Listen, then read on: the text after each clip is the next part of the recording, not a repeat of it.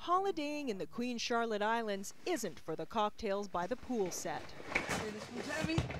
Those who come here have a more earthy, exhilarating experience in mind. For the next 8 days, strangers will become friends, and long-time dreams will be realized.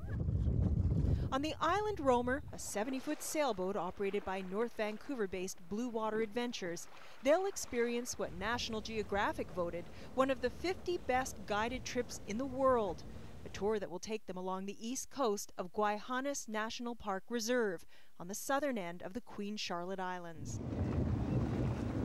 We're really out on the edge here.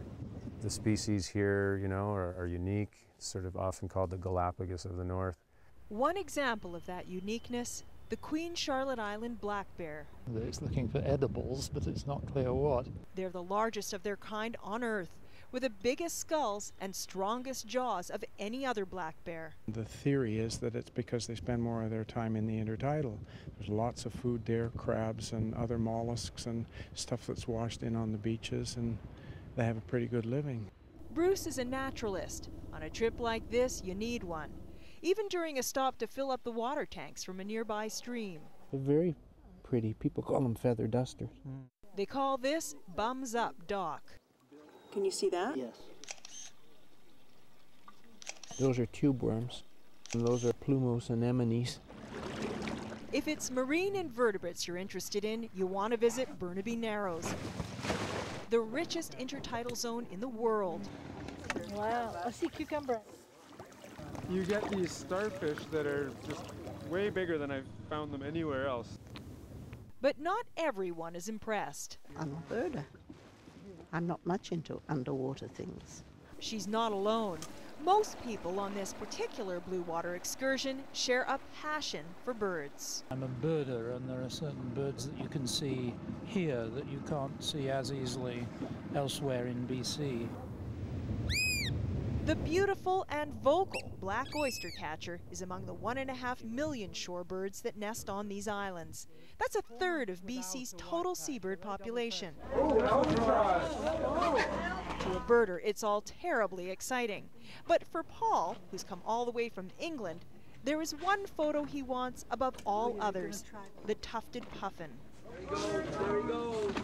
You get it? You betcha. Look at it. Oh, fantastic. Oh, isn't that good? Super shot. But just because a person loves birds doesn't mean they can't be impressed by things without wings. Oh, two tails at once. The nutrient-rich waters around the Charlottes attract 20 different species of whales and dolphins.